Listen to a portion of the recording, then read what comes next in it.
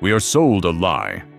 Society tells us that communication is the key to everything, that if someone wrongs you, you must explain your feelings, debate them, and find closure. It's a trap. Emotional reactivity is the modern form of slavery. When you react to someone's disrespect, you are paying them with the most expensive currency on earth: your attention. You act like a fragile sponge, absorbing the toxic spill of their insecurities. True sovereignty doesn't belong to the loudest person in the room. It belongs to the one who refuses to participate in the chaos, the one who becomes a camera, simply observing the madness without absorbing it. In this video, I will show you 10 tactical ways to starve your aggressors of your energy, leaving them to drown in the very chaos they tried to create. This isn't about getting even, it's about getting free. Number 10, the tactical pause.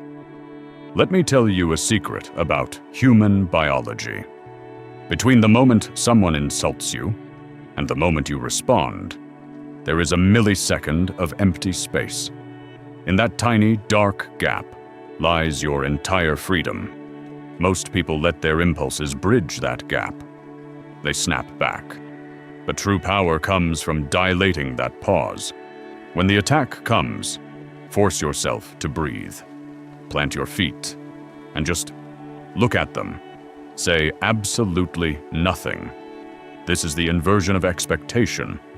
They wanted a spark to light their fire. By giving them dead air, you starve them. The silence acts as a mirror, bouncing their own toxicity right back into their face. Paranoia starts to creep into their mind.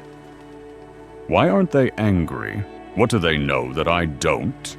Your silence strips them of their weapon, leaving them naked and exposed in their own foolishness. Number 9, the end of explanations. Stop handing them bullets to shoot you with. When someone challenges your boundaries or disrespects your time, the worst thing you can do is explain why you are upset. The Roman Emperor Marcus Aurelius wrote, "You have power over your mind, not outside events. Realize this, and you will find strength." Explaining yourself is a plea for validation. It screams, "Please understand me. Stop." Your time and focus are the most expensive assets you own. Be brief, be blunt. Give a hard no, and let the silence do the heavy lifting. When you stop justifying your existence, a terrifying realization hits the aggressor. They no longer hold the judge's gavel in your life. Your mature, unshakable silence will scare them far more than 1,000 perfectly crafted arguments. Number 8, the gravity shift. Right now, your mind is orbiting their planet. You wake up thinking about what they said. You go to sleep wondering how to beat them. You must disassociate your ego and shift the center of gravity back to yourself. You do this by diving violently into your own purpose. Build your body. Build your mind. Read. Work. Create. Treat your focus as sacred ground. When you remove your attention from their drama and pour it into your own evolution, you alter the dynamic completely. You shine in the dark, without ever looking in their direction. And for someone who feeds on your reaction, watching you thrive, grow, and become untouchable without them, is a psychological death sentence. They will feel a deep, quiet desperation as they watch you rise out of their reach. Number 7, the cold boundary. We are taught that setting limits makes us the bad guy. So we compromise, we bend, but manipulators rely heavily on your guilt to keep you submissive. It is time to hack your own biology to enforce your space. Use biofeedback. When they try to push your limits, slow your breathing. Drop your shoulders. Keep your voice low and flat. Deliver your boundary without a single drop of anger or apology. I will not tolerate being spoken to that way.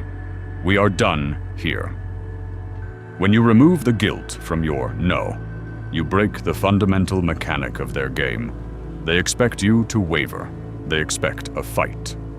When they hit a wall of cold, calm steel instead, they become terrified. They realize the old tricks simply do not work anymore. Number 6. Polite indifference.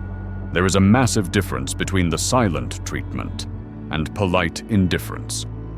The silent treatment is an emotional reaction. It's pouting.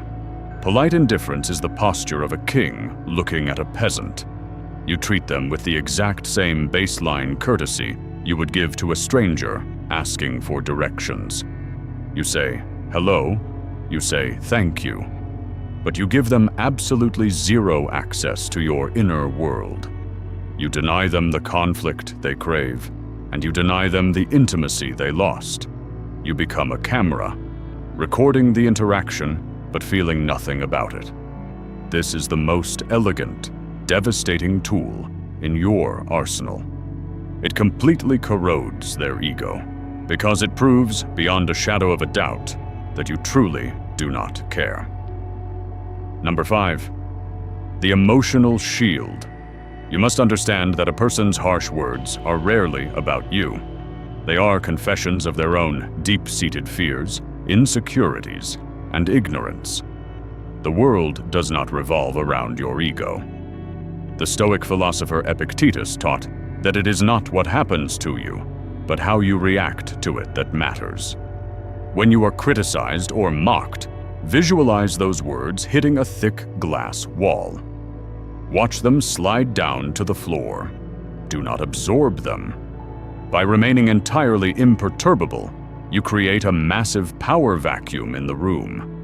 The aggressor exhausts themselves swinging at a ghost. The harder they try to destabilize you, the more frantic and pathetic they appear. You win by simply refusing to bleed. Number 4. Silent self-validation. If you build a fortress but constantly invite your enemies inside to admire the walls, it is not a fortress, it is a stage. True strength has no audience. As the ancient thinkers knew, a tranquil mind is a self-contained state. You must learn to maintain your dignity completely alone. When you hold your ground, do not go complaining to friends to see who is right. Do not post cryptic messages online. Hold your truth in the dark. The sheer weight of someone who can stand alone, silently validating their own worth without needing a choir to sing their praises, is intimidating. When the aggressor realizes you do not need a crowd to know your value, they will finally understand that they lost someone of rare, genuine power. Number 3. The Ghost Protocol. We are addicted to closure. We want the final dramatic exit, the last chance speech. Forget it. Accept the law of impermanence. Sometimes the most powerful thing you can do is simply pack your mental bags and walk away without a word of warning. Break the pattern of giving second, third, and fourth chances. When the disrespect crosses the final line, you do not announce your departure. You just leave. You remove your energy from their life overnight. The psychological impact of a sudden, unjustified rupture is devastating. It leaves them standing in an empty room, shouting at the walls, asking themselves, "Why didn't they ask for my permission to leave?" They are left with the crushing weight of your absence and the agonizing void of having no strings left to pull. Number 2. Autonomous celebration. The final chain to break is your desire for their applause. You must learn to value your own victories, your own peace, and your own growth without checking to see if they are watching. When you achieve something great, celebrate it quietly. Smile to yourself in the mirror. Cut the umbilical cord of external praise. This is the ultimate form of emotional wealth. When your empowerment becomes entirely silent and self-sustaining, it forces the other person to confront a brutal truth. They are no longer a factor in your equation. They are irrelevant. And to a toxic mind, being hated is acceptable. but being irrelevant is hell. Number 1. The Untouchable Observer. This is the final destination. The transformation is complete. You are no longer the fragile, reactive sponge, absorbing the dirt of the room. You are the architect of your own reality. You have reached emotional self-sufficiency. You do not hate them. You simply see them for what they are. Flawed, noisy, and entirely separate from your peace. You have mastered the pause. You have weaponized your silence. You guard your attention like gold. By refusing to engage in the mud, you have achieved absolute sovereignty. You have become the unshakable, cold, and calculated force that your aggressors always secretly feared. You are untouchable.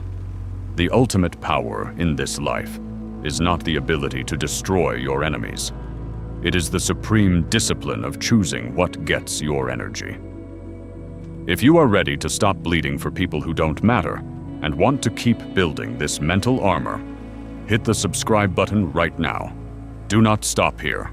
Click the video on the screen to master the dark psychology of silence. Stay cold, stay intentional, stay focused.